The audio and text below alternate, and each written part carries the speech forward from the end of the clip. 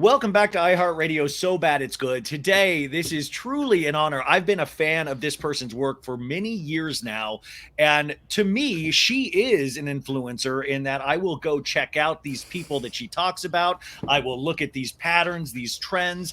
And it was so exciting for me because she has a new book out that just came out this week. So I need everybody immediately to go buy this. But it is the perfect topic that we are all talking about already. And that is taking us behind the scenes of influencers. The book is called Swipe Up for More: Inside the Unfiltered Lives of Influencers. And it really is an all encompassing look of everything that we see every day and these people that influence us. She follows three women around specifically: Caitlin Covington of Southern Curls and Pearls, running and advocate Myrna Valerio, and OG Mormon mommy blogger Shannon Bird. And through those conversations, you were able to get such an interesting, fascinating portrayal of what it's like to be an influencer, the good, the bad, the ugly. She hits you with some of these statistics in here that just blew my mind. We're just gonna scratch the surface today, but you need to read the entire book. And by the way, if this guest name sounds familiar, it's because recently it might have something to do with she works for Glamour magazine and wrote an article that was heard around the world recently when she was very brave to let us know that Tom Sandoval potentially ruined white nail polish for society at large. So without further ado, I am so pleased to have Stephanie McNeal on the show. Stephanie, thank you so much for being here. What a nice intro. Thank you so much. That's so kind of you to say. I truly have been a fan of your work for so long now, and I guess the first question I want to dip into Tom Sandoval, but just why are you so fascinated with internet culture and these people? How did this start for you? I always had a very innate sense that I really liked pop culture, I guess. And I don't know why. Like when I was younger, I used to go to the library and check out Us Weekly and People and all of that kind of stuff, which is like really weird to think about. But I never really thought about doing it as a job. When I was in journalism school, I thought I was just going to do like politics or something very serious. But I ended up falling in love. Is that like a, I don't know if that's the right word, Yes, but that is the right word. Yes. falling in obsession with influencers right after I graduated from college. And then I don't know what it is about it. In the book, I say I think it's because I'm nosy and influencers provide me the most access, which is actually not super true anymore because a lot of celebrities now act like influencers and, put all of their thoughts and feelings and personal life on the internet. But back then, I don't know, I just found it very fascinating to follow someone's life. And I don't know what that says about me. Maybe I should, I don't know. I'll ask my therapist and get back to you. Well, I think your story is like so many others. It's just that you have a talent to actually put words to this, to express the emotions that we all feel. No, I mean, listen, I'm an older dude. I was the guy checking out Us Weeklies at a public library. Like, I grew up in Kansas. Like, for some reason, I was just drawn to this. And this is pre-internet. Like, so you know, to watch the to watch this whole internet sensationalism and social media, like Instagram didn't exist. You made a point of. I mean, it's been around what? How many years now? I think Instagram started in the late 2000s or early 2010s. I remember specifically that I got an Instagram account right after I graduated from college in 2011. But it was really just a photo editing app at the time. It wasn't considered to be a social media platform like Facebook. It was just like, oh, I'm gonna make my photos look really cool with the VSCO filters, and then go Yeah. back onto Facebook where Yeah. my social life is. But at the time, the primarily form of content creation besides video content creation was blogs and bloggers, which eventually, as I talk about in the book, eventually became mostly Instagram influencers and TikTokers to an extent. Yeah, I mean, the evolution of this is fascinating because you even bring up, Vine. Remember Vine, you guys? Like there's like this evolution, of like ape to man of where we are now in terms of social media. And it really did start in these kind of like really small ways that you would never have predicted that people would be using them the way they use them. And now, I mean, gosh, there was one company involved in helping brands find social media people to partner with, and they've made over like 140 millionaire clients. Like there was like so it was like they've made millionaires out of so many of these people sharing their lives. Who would have thought that 15 years ago? Not only that many millionaires, but they're all women. So it's 130, I believe, female millionaires, which I think is something that I find very interesting. And I don't want to go too down a tangent of this, but I think that it is affronting to some people that women can make that much money on their own talking about traditionally female pursuits. But if you look at that statistic, just without all of the context, without all of the baggage, the fact that this industry has turned 130 women on their own into millionaires. I don't really know anything quite like that. I don't know in history. Yeah, I mean, you said it was 84%. I think that was the figure in terms of like being able to have like this is based around women, but also not even women. I mean, minorities. People, like you follow one lady, the jogger and the like the plus sized athlete. You follow her story, and this is just something she had a full-time job, and she was able to actually dip into this, and then it became her life. You actually followed her around on one of her campaigns. You actually got to see boots on the ground of how something like this was created. Did it kind of ruin anything seeing how the sausage is made for you? Not at all. I think one thing that was funny about that experience was I had never actually been a fly on the wall when influencers were making a branded content campaign in that way before that. And the content campaign was paid for by the Nature Conservancy of Vermont. And we were on a bird watching tour, which is like not exactly what people think of when they think of influencers.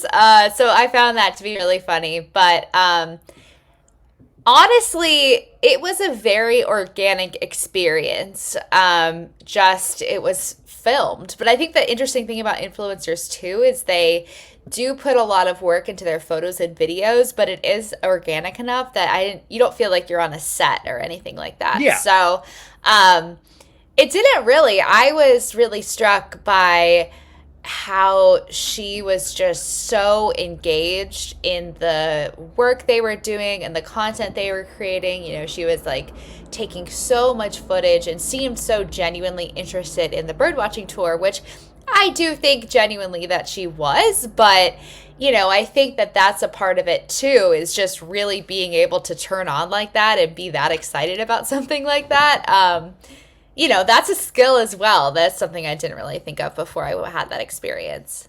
Yeah, there is a skill involved here, and I think a lot of us are quick to poo-poo it or judge it because it is this thing of like, why are they living these sort of lives? Because you also see all of the stuff they get around this. By the way, the influencer we were just talking about, her name is Myrna, but she also you bring a point in the book that I found fascinating about authenticity. Also, that us, the viewer, the consumer of this. We crave authenticity, and then when we don't feel we get it, we rail against it. Yeah, authenticity is such a fine line for influencers because it really does make or break them in so many ways. Because the reason that you follow an influencer is because you trust their recommendations enough to want to support them financially. So it's the trade-off is I will support your lifestyle and I will, shop your links or buy your products, but I do that because you're giving me genuine advice that I believe in. And so it can be really tricky to walk that line and monetize yourself without seeming to sell out, it's very hard. No, I mean, just imagine like the normal person doesn't go around thinking about how they can monetize themselves on a daily basis.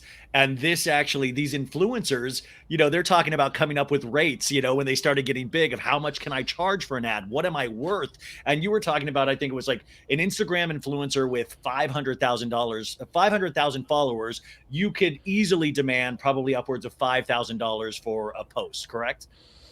Oh yeah, I think for someone with that many followers, 10,000 would probably be about the minimum, but many people can charge a lot more. It's kind of like that's the floor and the ceiling is theoretically limitless. And that's something that has really become a lot more mature in the industry over the past couple of years, where it used to literally be these influencers who, had very varying levels of corporate knowledge or, business tactics or negotiation tactics.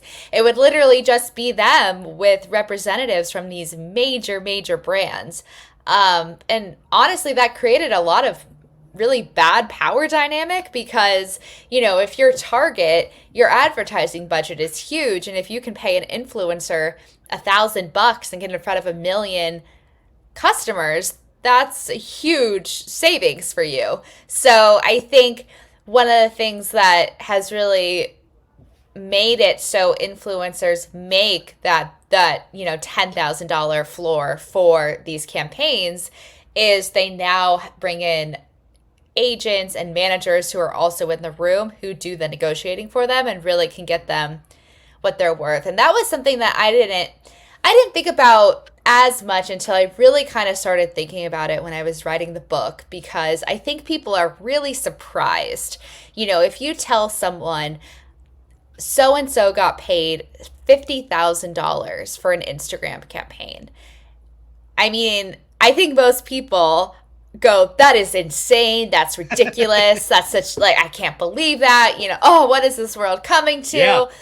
But if you think about it, it is such a great deal for the brands. And us feeling that way is keeping that kind of power imbalance in place where the brands can pay, especially newer influencers, pennies for the content that they make. Because, for example, say you have 1 million followers and you can get 10%, 20% of them to shop your links.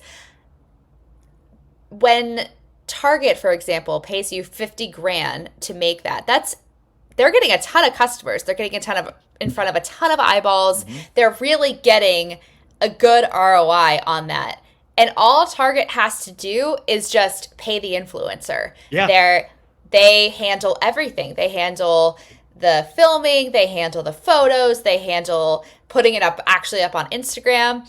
And then compare that to a traditional ad campaign or commercial or something like that, where not only does Target have to pay, the advertising agency they might use, they pay the actors, they pay the photo people, they pay the glam people. It stacks up and up and up. So actually, for the brands, this is such a good deal that it's almost like by the end of it, you're like, wait, they should be making more, even though it does seem on its face insane. You even talked about, like, and this is how I grew up with celebrities hawking these things. But you even talked about Brad Pitt reportedly earned $7 million for hawking Chanel, Justin Timberlake, $6 million for advertising McDonald's. And there is so much that comes through with that. So the return on investment for these influencers is so much better than when these big, like, kind of Brad Pitt juggernaut monoliths come in. And I feel like, do you think influencers have ruined celebrity culture in terms of it used to be actors, singers, that sort of thing, and it's kind of blown the lid off of all of that? Kind of. It's funny because I think it's just, if you really understand it, you kind of understand how it would be ridiculous in this day and age, I think. Brands have their reasons for doing things, but for example, Jennifer Aniston, if you watch a commercial and she's doing smart water or she has dry eyes. She has dry eyes, you guys. She's always having dry eyes. Yeah. Yeah. Like I feel fine about Jennifer Aniston, but like I would never go to CVS and be like, "Oh, I'm gonna buy a vino because, or I'm gonna buy Smart Water because Jennifer Aniston told me to." Like, I don't know, dude. People, I don't think people think like that, but like, she's getting paid millions for those campaigns, Yeah. and but influencers genuinely, if they posted, hey guys, there's this sunscreen that I love. Here's the reasons why I love it. You know, it leaves like no white cast and all that kind of stuff. Like blah blah blah blah. Like, here you go. I will buy that because that's the beauty of influencers, is you trust their recommendations to a certain extent. So you can see how, why brands want to work with them so much and why they are paying so much money. But I think the general public still doesn't really understand it.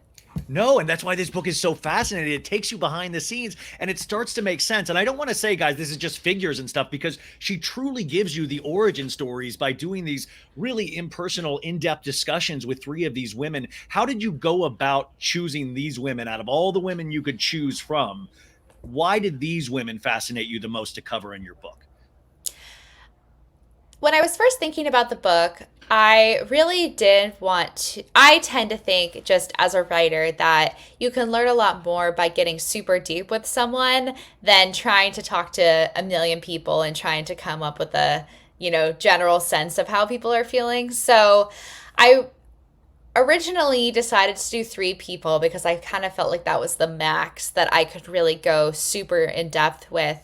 And then I was like, okay, can't do everything, can't do everyone, obviously, with only three people. So I knew that I wanted to do someone who everyone would kind of see a photo of and be like, yes, this is, when I think of an influencer, I think of this type of person, because I thought it would be really interesting to hear from one of those people what it actually was like behind the scenes, what they did to build their business, and really just kind of dig into a stereotypical influencer, so to speak.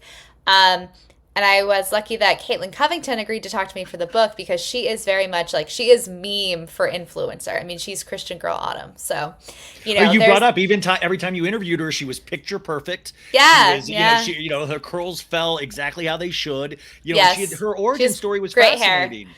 She has great hair. She was somebody that didn't take the job in New York, you guys, that she wanted to, she dreamed of. She took a job where she could, afford the cost of living in her town better. And then she started doing this blog on the side for free, not really even realizing the power that someday it would have. So it was shocked when people wanted to start putting affiliate links and things like this, and that she could make them. But also, she was so she was so kind of reserved about even sharing with you how much money she does make. But she says, me and my husband only, or her and her gentleman, are they married? Yeah, she's her husband. Okay. Her husband. They only spend like 10% of what they make annually, and they're able to save 90% of it. So if that gives you any clue, because she's able to take amazing vacations, has a picture perfect life. And I thought that was just really interesting, of just like, I don't want to share exactly what I make, but we're doing okay. Yeah. She is doing very well for herself. And I think that was one of the most fascinating conversations I had with her as well, because she has to walk this really fine line again, where she's not a flashy person, and I think in general she's saving her money and whatever, but there's part of her that wants to be like, wow, look at this life and how I built it for myself, basically. Like, her husband has a job, but she has made so much money from this, and she really built it from scratch. But at the same time, if she ever posts a photo of her beach condo, or her Louis Vuitton handbags, which are kind of material indicators of her success, people DM her, wow, your husband must have a great job. And I think so, she kind of has this weird thing where she wants to be like, no, I make all of this money. But then if she goes too hard on that, then people will start to say she's not relatable, she's not authentic, her followers, if she started, buying all of these crazy, Gucci, Louis Vuitton, everything, her followers might not want to follow her anymore because they can't afford what she is sharing. So it's an interesting thing where, in order to stay relatable, quote unquote, you have to almost downplay your own success a little bit, which then leads people to think, oh, this isn't a real job. They're not really making that much money. So I don't know. It It's is just such really a interesting. it's such a fine line of trying to determine, like trying to be yourself, which is like your special sauce, but then also trying to determine what is going too far, what will people. And you make a point of today, and I talk about this all the time on the show, is now hating somebody is just as valid as loving somebody. It gets eyes on you, it drives interaction, it drives, and you have a whole a bunch of sections of talking about, blog snark communities, websites that have pages and pages talking and kind of shitting on all of these people, which I just minimally get this. I talk about even on my Instagram, is that as it gets bigger, you do have you have comments that are really personal, directed towards you, that I'm like, it's scary. And I don't sometimes know how to process that. When you talk to these women, do you get any sense of like how they're doing mentally? I think that mental health and the mental impacts of this career are probably one of the hardest, if not the hardest part of it, because I don't truly think that anyone can understand what it's like to get hateful comments and DMs about your personal life until you experience it yourself. You said that you've been getting some on your Instagram. I'm a semi public figure. I've gotten comments on my Instagram too. And it's like, I mean, it's I mainly don't. Tom Sandoval this time for you. Tom Yeah, Sandoval it's mainly Tom comments, Sandoval. but other people as well. Yeah, yeah. So it's really, really, really challenging. And I guess that's a good segue into the second person I chose. So kind of when I was going on this, like, okay, well, I want to do someone who's very, typical influencer. And then I really felt like mommy blogging is just such a key part of the industry that I could not write a book about influencers without writing about someone from Utah who is a mommy blogger. Um, and I thought of Shannon Bird specifically because she's someone who has blogged for such a long time. And she is someone who is very divisive on the internet. She has a lot of quote unquote haters and snarkers. And I just thought it would be interesting rather than finding, a mommy blogger who didn't really experience that, to really dig deep with her and talk about what it would be like, what it's like to have this persona where people delight in and have delighted in for over a decade, tearing you to shreds. I mean, there are like thousand and thousand page forums about her where people have been talking about her in this long, unending loop for 10 years. I mean, that's Every facet insane. of her life. Every facet of her life. And then when I was in the beginning of reporting the book, I had already started talking to her. She ended up having this big scandal, which really only made things worse and really started to affect her mental health and lead her to kind of reevaluate her career and her relationship with social media. And so that was obviously a very interesting thing to observe as well with her. And then I guess I knew I couldn't cover every single thing. Like I knew I couldn't cover every genre of influencer. But I wanted to try and make the point that I think a lot of people think influencers are just one type of person who talk about fashion, sometimes parenting, lifestyle, all that kind of stuff. But influencers are kind of everything and everyone now. Like almost every career possible, you could be an influencer. And it's in many, many careers that I think a lot of people would have ever expected. You kind of have to be an influencer.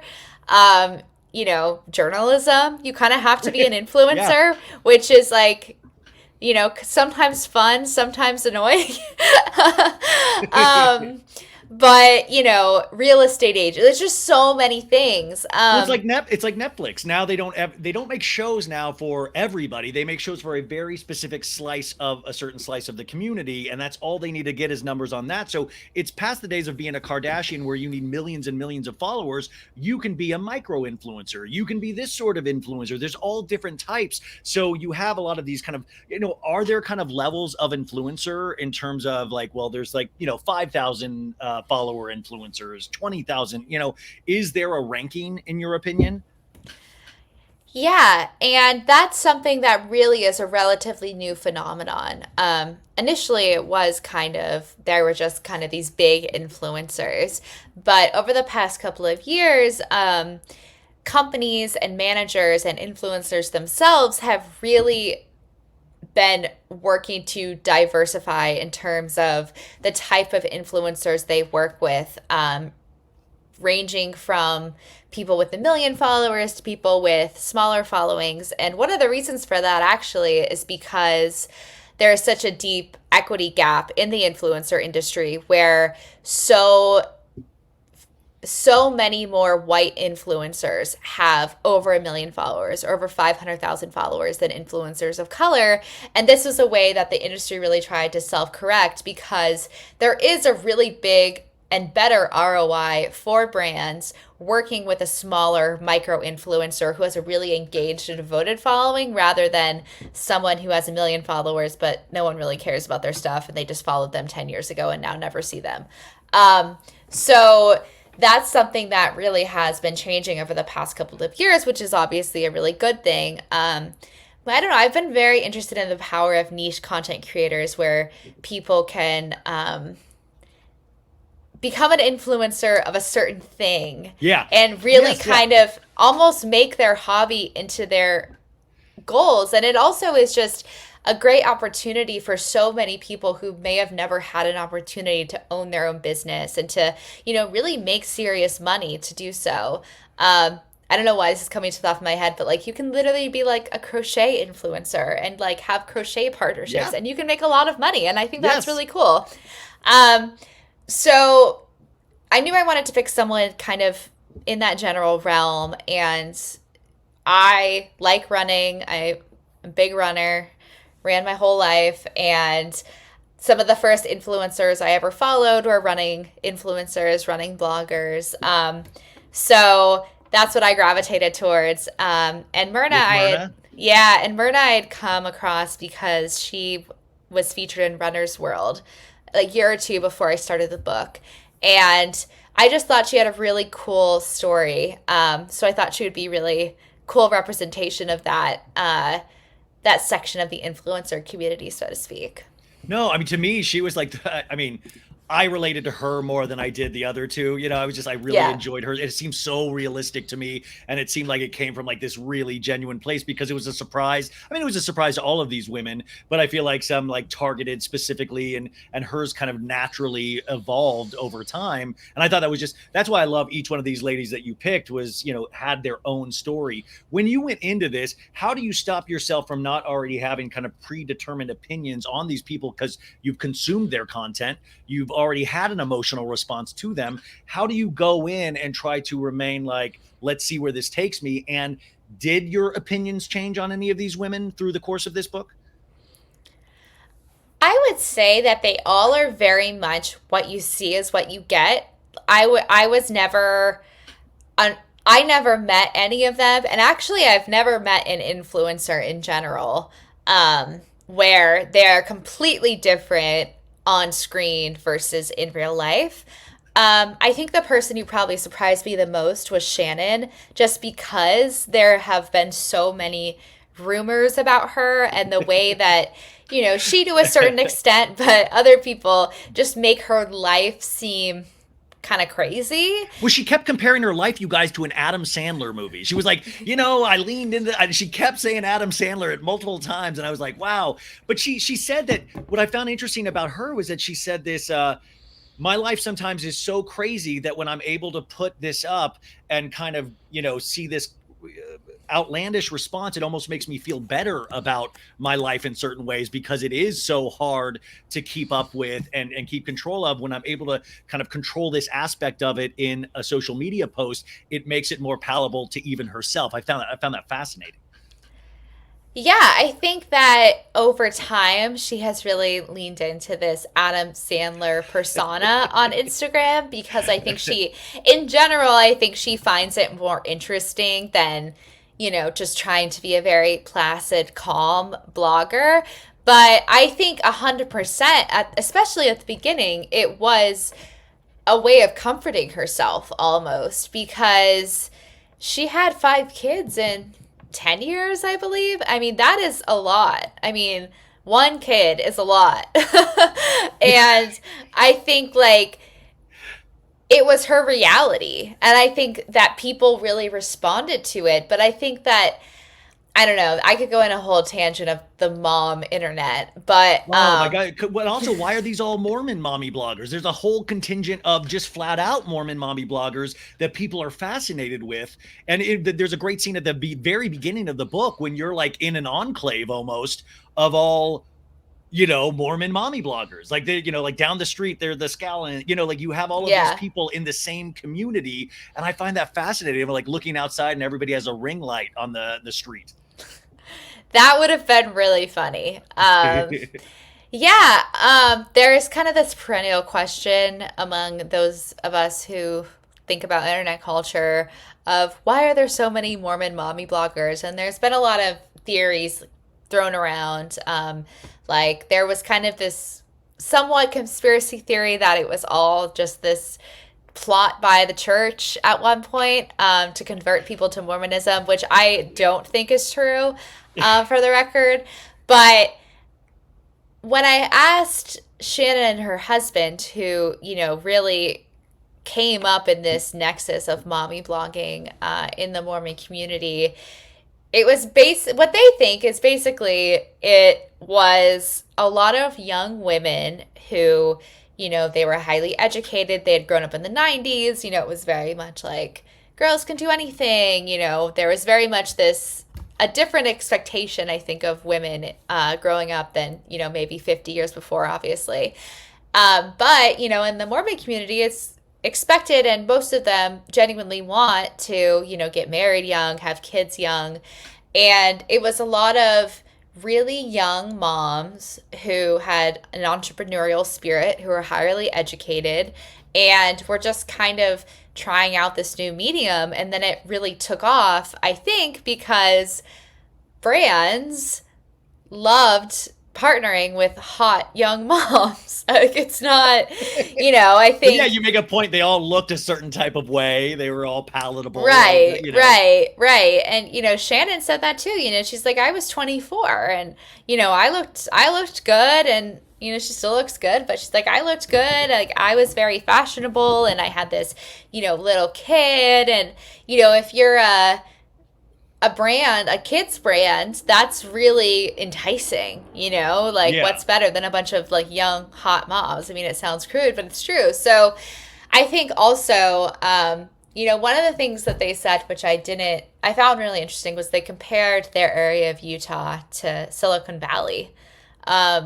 where they were like, well, why people say, oh, why do you have so many bloggers or influencers in your neighborhood? It's like asking, why are there so many startups in Silicon Valley? And it's just kind of like one begets the next, begets the next. And I think, too, in this case specifically, this is a very tight knit community. So when, Rachel Parcell, for example, starts her blog and starts making a lot of money, it's not like watching someone on TV. It's like, oh, I went to high school with her. If she can do that, I can do that.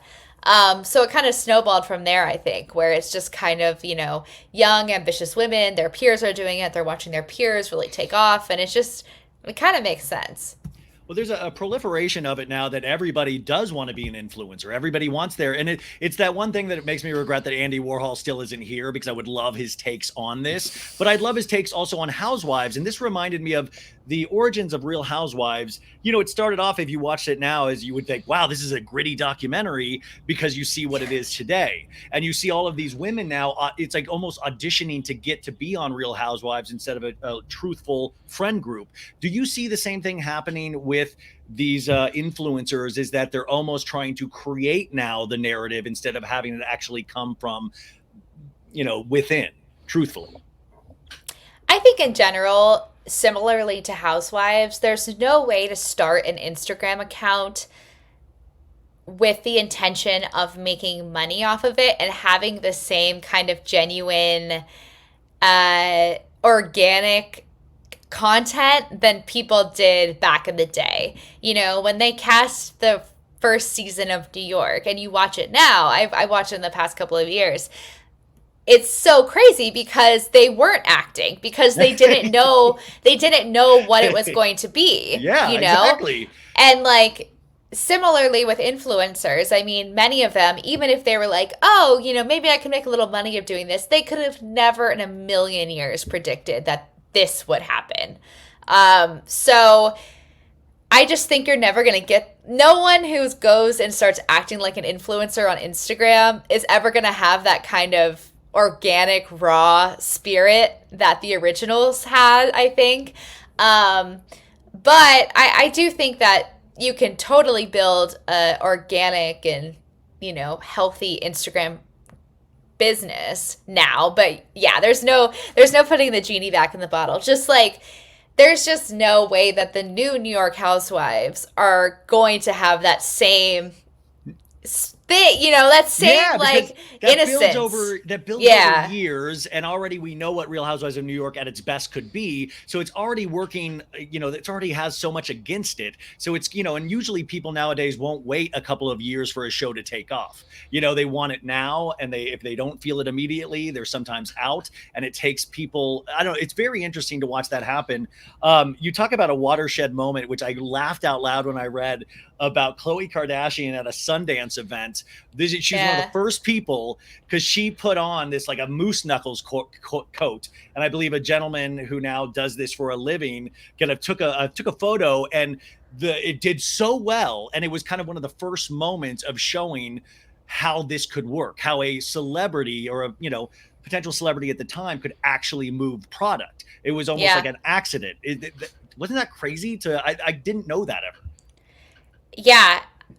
I mean, that whole story is just like such a weird thing for me because I talk about it in the book, but I had gone to New York with a college program and I was supposed to get an internship and I didn't get an internship for whatever reason.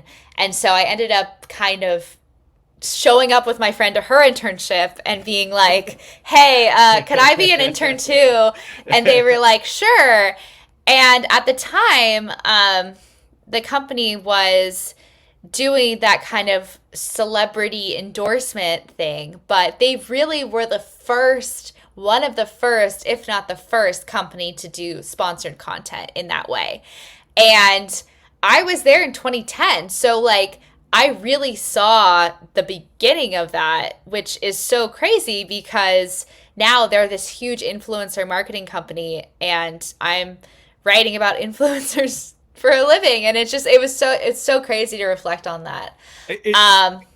It is funny to think about the Kardashians. Like those were their salad days back in the day when it was SponCon for these like, oh, I can get a free jacket or like tummy tea, and to see to see the juggernaut it is now, where it's, I don't even know, you're talking about micro influencers and where this market goes from here, because this is, I think 2022, they said there was like a $16.9 billion industry. I think that one of the figures was, maybe that's even low, but that's insane numbers. And I wonder, not just for micro influencers, but for people like the Kardashians, where can you go at this point? Because it's unwritten. You mentioned that it was like the wild, wild west in the beginning, but in a lot of ways, we don't have a history. We have a very short time frame of history for this. So we don't know where the bottom is yet, right? We don't. It's actually funny because I had that statistic as of 2022, and then as I've been preparing to do interviews and stuff for the book, I looked it up, and I guess as of 2023, it's over 20 billion, which is crazy. So I was off by just a couple billion, you guys. Sorry about that. No, no, like Hopefully. that's what I'm saying though. Like in the It book, keeps that's growing. there's a 16. That's the figure, 16 billion, and then already by now, after I finished the book in October, it's already at 20. So it's pretty crazy. Yeah, I mean that's just crazy to think about with the Kardashians as well because they really were the first people to realize how well you could sell things on Instagram, I think. Um, and it's just crazy to think about. That was in 2012. And I don't remember if this is in the book, but Matt, the guy who works there, told me that at the time they were only basically doing sponsored tweets, which is so crazy to think about. Like the fact that Twitter would be that relevant, like that, I mean, that was like before Twitter got horrible, where like celebrities were on it and it was fun. But yeah, so I mean, and from 2012 to now, that whole industry has been built is pretty crazy. That's why I thought this book. I was like, oh my god, you should write this book every 3 years because it's just like this should be a series of books. I mean, like honestly, swipe up for more, swipe up for more. This is a series of books that I want you to. I mean, like I want to. It's like that documentary series Seven Up where they follow those kids every 7 years. I want to see I want to see you 30 years from now and where this is headed because it's fascinating. We have about 20 more minutes, and I've already. This is just fascinating. You guys, if I haven't told you already, go buy this book. This is perfect also for that person that you talk about this all day long on the internet. This is the book for them. So I wanted to talk about something that I've noticed recently. As my account gets bigger on Instagram, it's wild. Like I went to BravoCon because of DirecTV. That was like one of my first deals, and I was shocked because I was like, I would do this for free anyways, and I can afford the trip because of you guys. And then I did one last week for Raising Cane's because Ariana was there from Vanderpump Rules. Yeah. And I don't have like a day rate. Like I'm figuring these stuff out as I go because I'm just making these stupid memes about Tom and Raquel all the time. And by the way, when I don't, you can feel it. People are like, more Tom and Raquel. Like you feel what your audience wants you to do. But I have noticed is that a lot of people will buy their followers. They will all of a sudden overnight they're at like 130,000 followers, and then it's really easy. I talk about this with the audience. Is like you can check their engagement pretty quickly. You're getting like 80 likes on a post, and you have 130,000 followers. So can you talk a little bit about this fake it till you make it kind of economy that you can buy your way in? And does this truly work with brands because aren't they smart enough to figure that out? I think that maybe 5 years ago it might have worked. Now I don't think that it works as well because of what I mentioned, where brands are really paying a lot more attention to engagement rate. I also think like, yeah, even getting super famous overnight, for example, like it's really easy.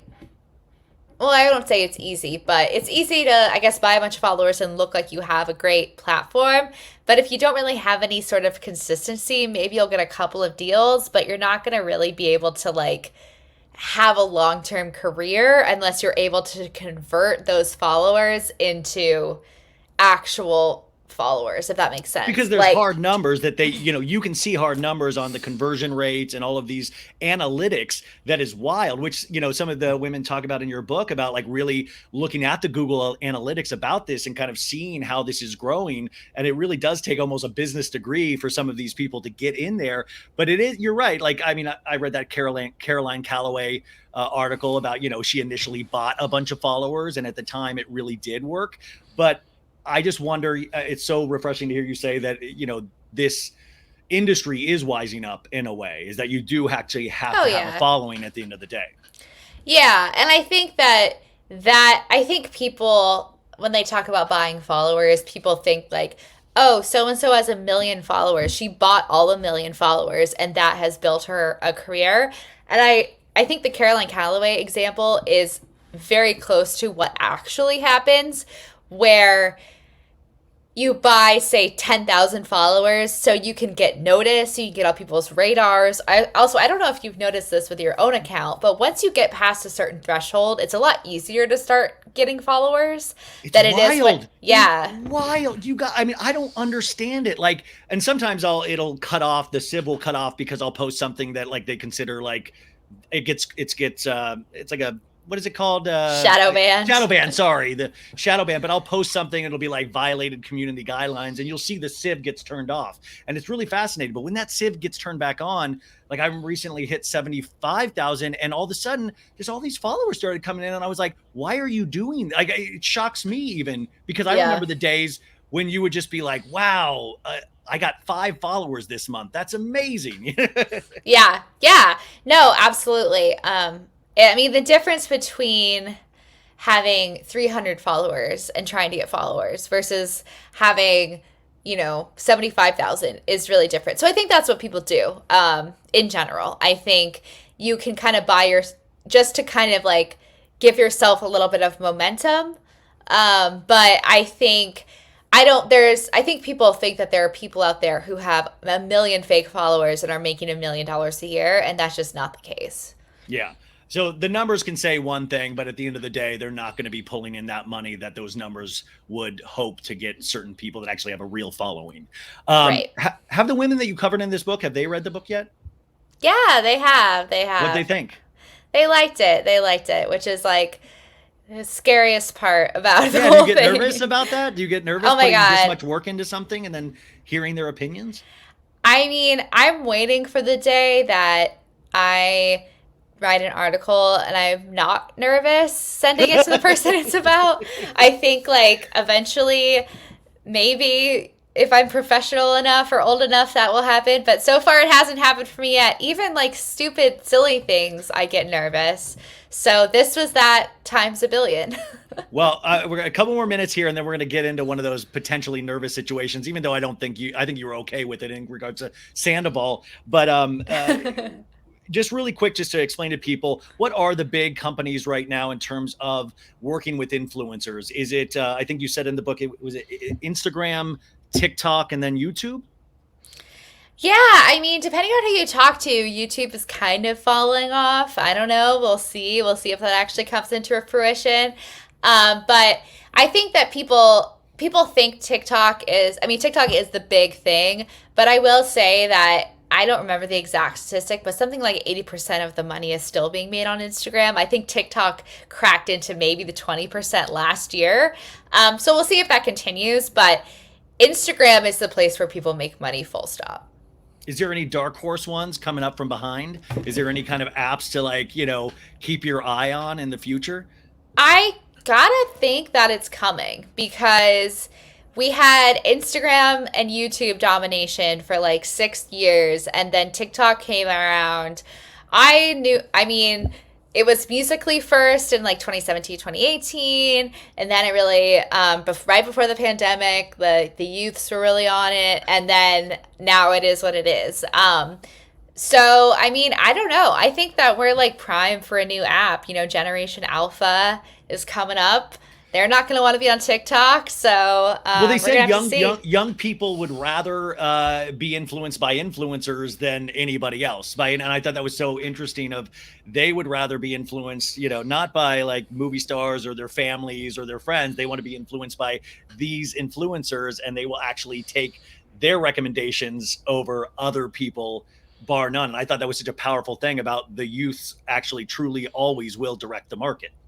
Oh, yeah. And I think that it's hard for people to understand, but especially the youngest members of Gen Z, I would say people in, you know, early to late high school, they have never lived in a world without influencers. So I think for some of us, influencers can really seem like this foreign concept, and people, I think, still think, oh, eventually we're just not going to have influencers anymore. But No, that's over. yeah, the younger generation doesn't have all this angst. It's kind of like how people were so mad about reality TV, and some people still are, and they still don't want it to be around.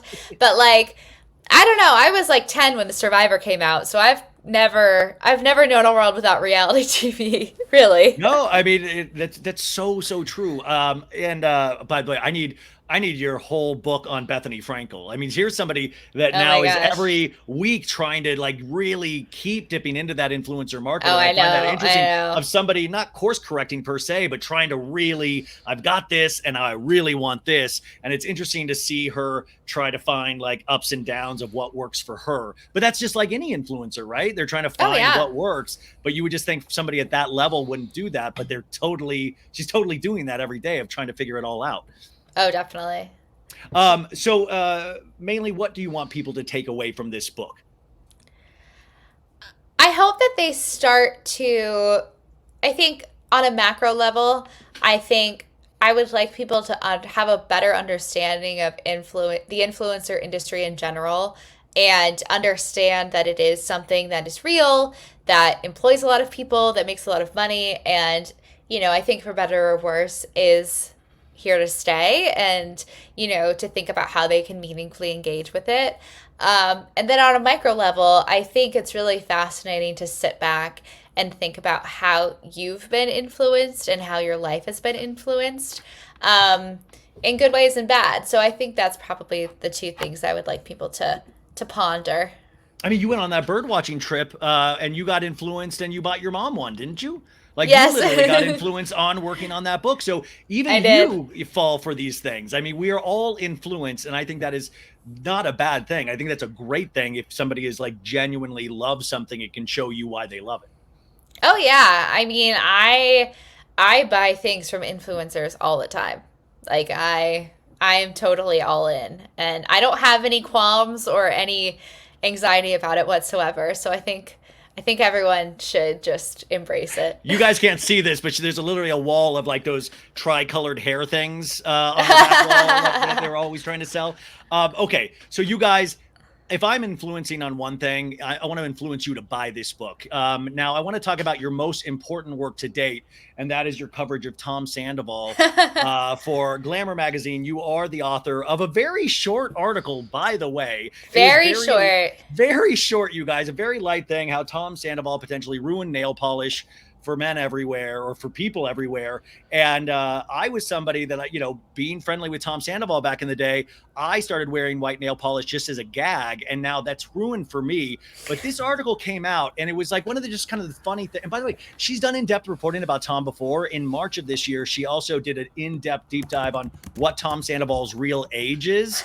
And I highly recommend that as well. But were you shocked writing this? Because it was very just this simple idea that Tom Sandoval, very late at night, it seems like, he took very big umbrage, not in the fact that he cheated or anything like that. The most upset he's gotten over the last couple of months has been your article about the white nail polish. What did you think when you first saw his reactions to this?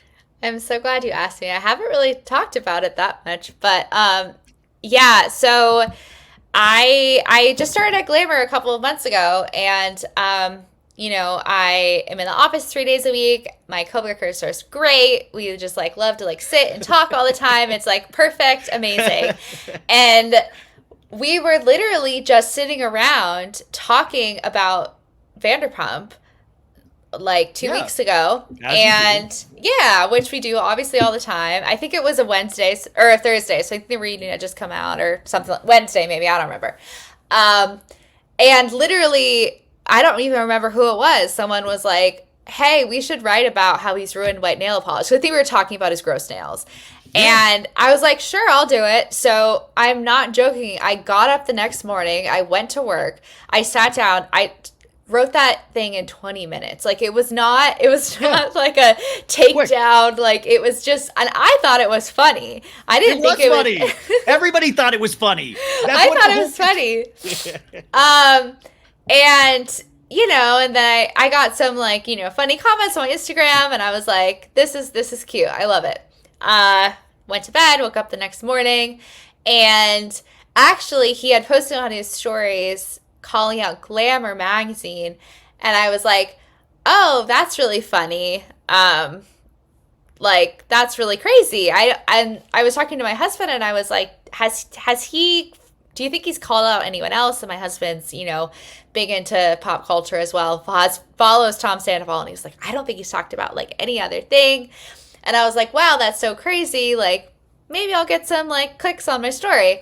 Yeah. So I left. I went for a jog, and my husband called me.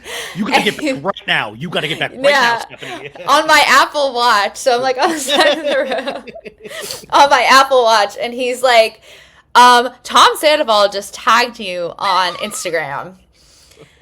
And so I opened my Instagram, and it was crazy. I have to say that I have, like anyone with any sort of public Instagram presence, I have gotten a lot of mean DMs. I've been called out on stories before. But I've never had one so delightful. Like, I really thought it was really funny. And I think people thought I was like upset at first, and I was like, oh, I'm not. I thought it was really funny. Yeah, because he did a multi-story rant that actually ended in a very like he actually looked up journalism in on like Yeah. Google. He did a Google search, which is like you should look one on like how to not cheat, all of those things. It's a great tool, but he looked this up on and it said all of these like you should print this out and carry it in your wallet so you can know how journalism actually works. And I was like, wow, he's like really on one about this. Did Glamour magazine have anything to say about being tagged in that? They thought it was funny. I mean, we all just thought it was funny. I mean, like they're lovely. Their main concern was that I wasn't upset, Yeah. or I wasn't, getting mean comments or anything like that. And I think there were some, but I got so many nice messages. Like the Vanderpump community is like a community of friendship and love. Like everyone was just. I mean, I don't think Tom Sandoval believes that, but like I just got so many DMs from like such nice people. It took me like a week to actually read them all. So thank you, Vanderpump heads. Did you have any interaction with Tom after that? No, I didn't think that would be a good idea. I The most don't. disturbing part of this is that you say your husband still follows him. That's the most disturbing part of this story. I don't know if he does. I should ask him. He might have unfollowed him Okay, in I'd hope so. solidarity. But I mean, I did screenshot him in my inbox for posterity. But I think the thing too that maybe your listeners will think is funny is like I know that I like work in media, like I work at Glamour magazine, but like I am just like a normal Vanderpump watcher, like at least in my own head. So the fact that like Tom Sandoval was tagging me on Instagram was like I was a little starstruck to be honest. But you just got tickets as Tom Sandoval and the Most Extras this summer. You gotta, I mean, like it is kind of exciting though because these people have. That's why it's such a big deal because they have been on our screens for 10 seasons. Yeah, This is why yeah. there's a personal level of this that is very interesting when you start interacting with these people in some sort of small way. But at the same time, you can't help relate it to their character on the show. They're like, that's classic Sandoval, him doing 3 stories and misspelling things. Classic. I mean, it's just crazy. Like we got into Vanderpump because we watched it all during COVID. So we like watched it all, like 8 seasons back to back. And we were like big Tom and Ariana fans. We like really liked them. We were like, Tom's the number one guy in the group. Like Yeah. we were, and like it's crazy. I don't know if you've experienced this, but like watching him now, it's like jarring how different it feels to watch Yes. him. It's like Yes. it's like all of a sudden the emperor has no clothes, and there's this feeling of like, why didn't I see this before? Like when I mean, Yeah. I've been to his cover band show a couple times. He invited me, and I really had a great time because I weirdly enough believed in Tom. This audience knows that, and now when I see his performances on TikTok or something like that, I'm like, oh my god, that's wild. Like he's not hitting those Yeah. notes. I look at it in a completely different way, which is so interesting, and he doesn't seem to be able to understand like why he can't be in the same position based on what he did. I know. I know. It's going to be really interesting to see what happens with the show because, I mean, I don't know what the last 5 minutes are going to be this week. I don't know. Everybody But temper your expectations. It's not you think it's going to be lame? it's yeah, I mean it's like we've already guessed it. I mean I already know what it is. We've already guessed it, so it's not yeah, I mean I'll tell you exactly what it is after we but I think But you now it's like know? yeah. Yeah, but it's not you're not going to be blown away. I'm telling you you're not Okay. going to be blown Okay. away. It's I that mean, it's he stopped using white nail polish. That's what it is. He stopped doing it, and he brings your name up. It's a huge thing. No, but you were shocked, just like all of us, when this all broke. You were shocked, right? Like this was like, oh my God, of course. This is like watching Mormon mommy bloggers at their peak. It's amazing. Oh my God, of course. It was shocking. I've actually, for multiple friend groups, like done it. Have you done like analogies with your friends where people like don't watch, and so you're like, okay, yes, exactly. It's like if so and so and so and so, and then they're always like, oh my God, wow. No, I was so shocked. I was shocked. Like I couldn't believe it. As somebody that studies internet culture in a sense, where do you predict this going? Because I feel like we're at the peak, if not past it. Will there now swing to the other side where, Ariana starts getting hatred, just in terms of the audience is so voracious for this, but sometimes then it gets so voracious that we flip the other way. Do you predict any of that potentially happening? I don't want that to happen because I've always liked Ariana and I genuinely still like her.